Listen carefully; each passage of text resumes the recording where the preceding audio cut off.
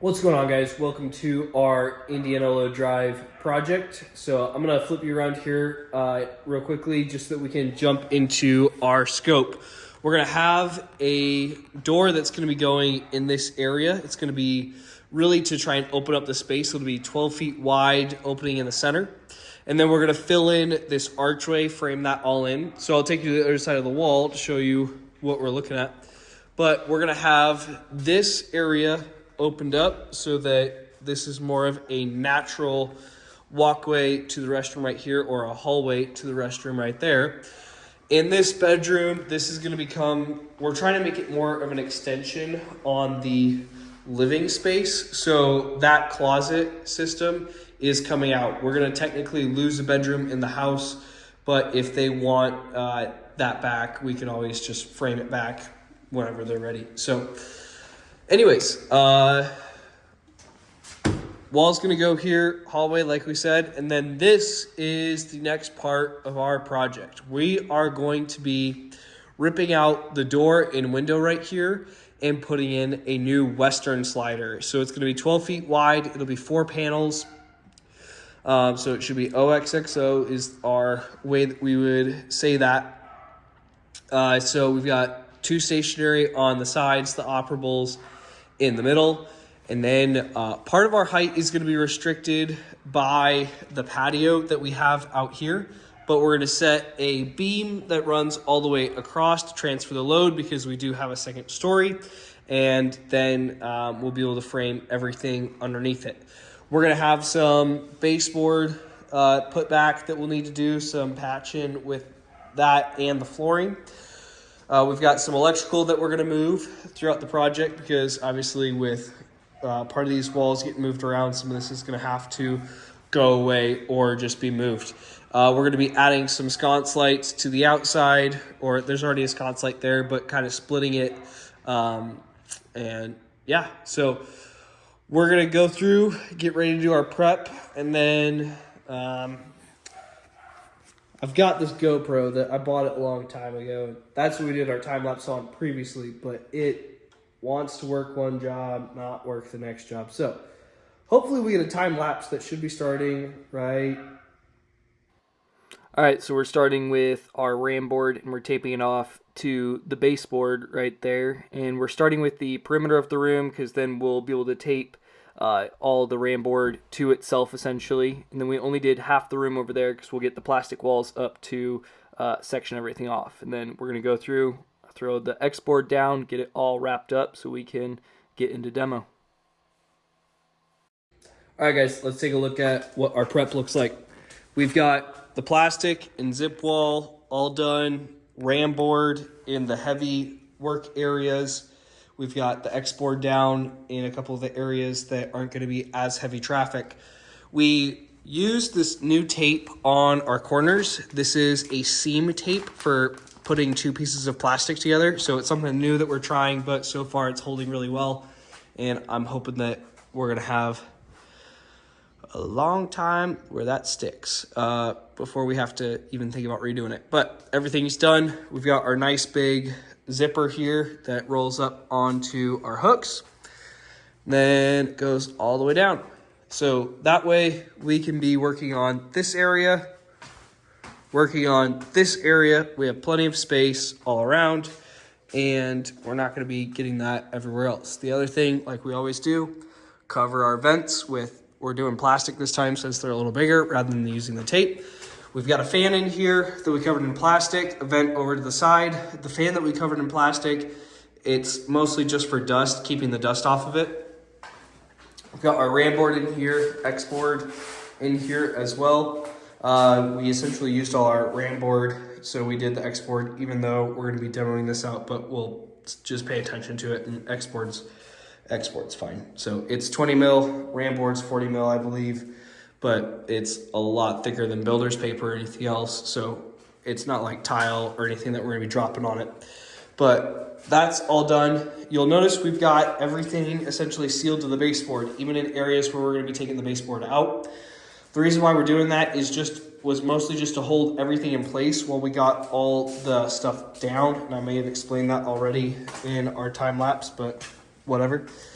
It's new. And forget that I'm supposed to be explaining things along the way in our time lapse. Anyways, we're gonna say this is good for our prep right now. We'll zip up our wall, and then we're gonna start knocking things out for a little bit before we gotta get on to our next stop for the day. So, yeah, we've got a time lapse, and then go from there.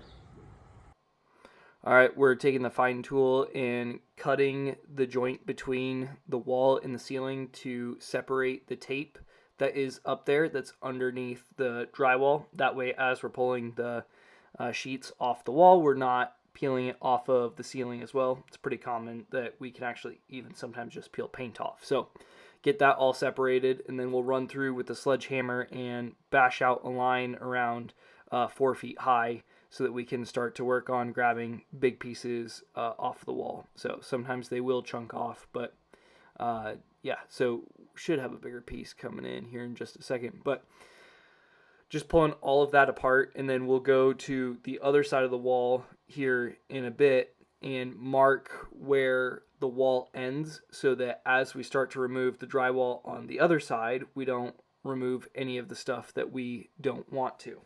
So once you get the first side of the wall off, it becomes a lot easier to then take the other side off. But that's why we grab the level, head over there, and then we'll bash that apart. So now we're just taking the sledgehammer, beat up the drywall near the studs, and then you can start to pull it off in nice large pieces. So you can see that that one came off as a whole sheet, and then we'll be able to get that out of there.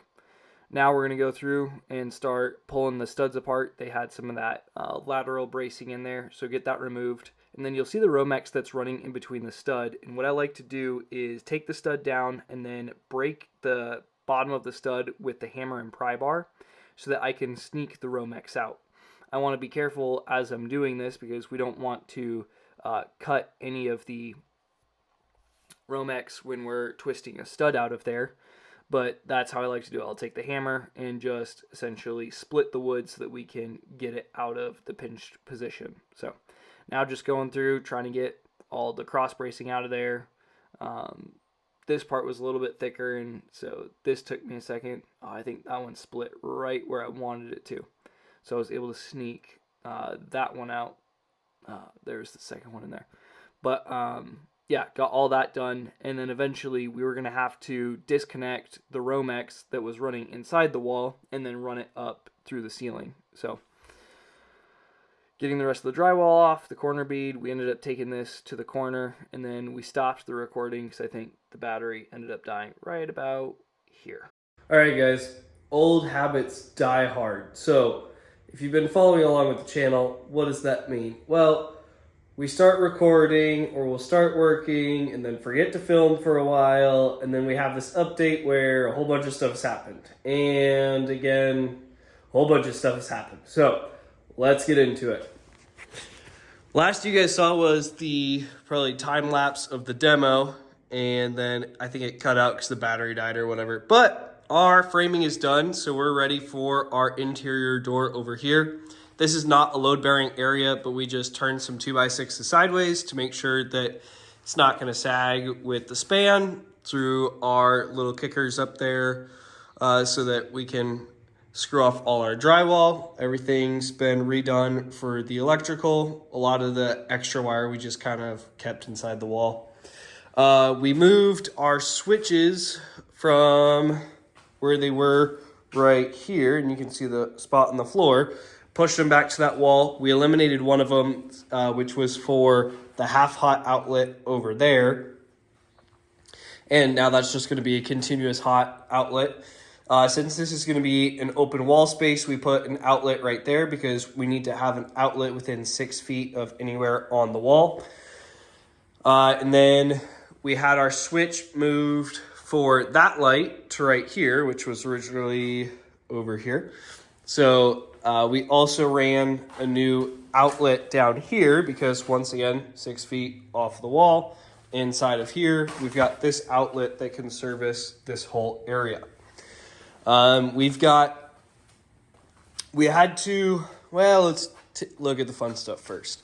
We set our massive beam. We have a 6-inch by 16-inch LVL beam that got set here. We've got 3 2x6 king studs, or I'm sorry, jack studs, and a 2x4 to take care of more of the decorative detail on that. But that's also holding the beam, so we honestly have 6 inches worth of support on each end of our beam. So that's been all set. That's carrying the load of our trusses above. And then on the outside, we opened up the drywall, stapled up the crazy amount of wire that was in there before to clean it up. And then we set ledger screws, the headlocks into our new beam to cover it. So we've got everything waterproofed. Our paper's been all messed up, but our stucco guys are coming out today to get all of that done. And then, guys, I'm a huge fan of these Western doors, so I'm just gonna take a second to take a look at that real quick. I'll have a time lapse for you here in a second of me getting that thing in. But super happy with how that came out. The beam was a little bit of a bear to get in there, but my brother and I were able to get it all set and up in there. So very happy that we got that all done. Back to the electrical. So we had to run, we'll start over here. We had a wire that ran through here that fed this light, the bathroom right there, and a couple other things. So we ended up running a new wire up and over that drops down to feed everything here. On this side, we had an outlet that was in the middle here that went up above. So we ended up removing that, running our wire from this box up and over. And we had to junction box it in the ceiling. We're just going to do a blank cover because we had a blank cover where the speaker wire was right there and then right there. So it was already similar in the ceiling. We're not going to be creating a huge eyesore. And then we also had some of the yellow wire, and I'll zoom in a little bit. So that's going to be our 12 gauge wire that was running from the upstairs and serviced the outlet for the exterior. So that's been removed, and we junctioned that up there as well. So in that box, we've got 2 junctions, one for the 14 gauge, which is the white, and one for the 12 gauge, which is the yellow. And then we kept everything away from the HVAC duct. We've got it all stapled up there, and we're good to go. So right now we're gonna be going through cleaning up some of our drywall because that's not real prepped for our drywall guys, which are coming out tomorrow.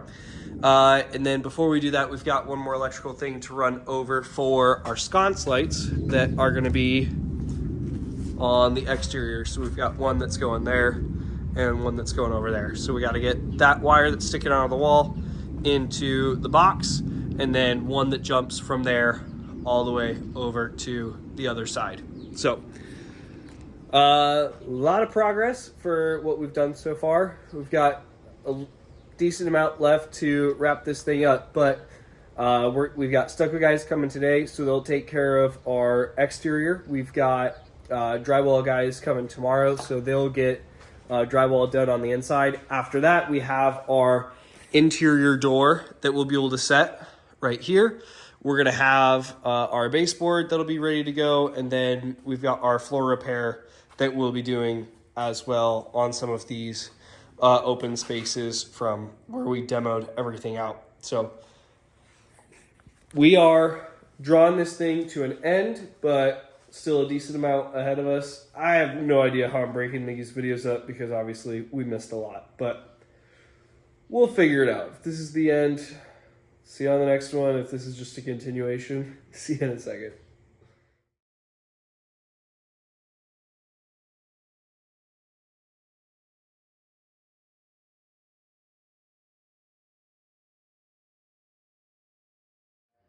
All right, here's what it looks like at the very end. Walls have been closed up, everything's been painted, doors are in.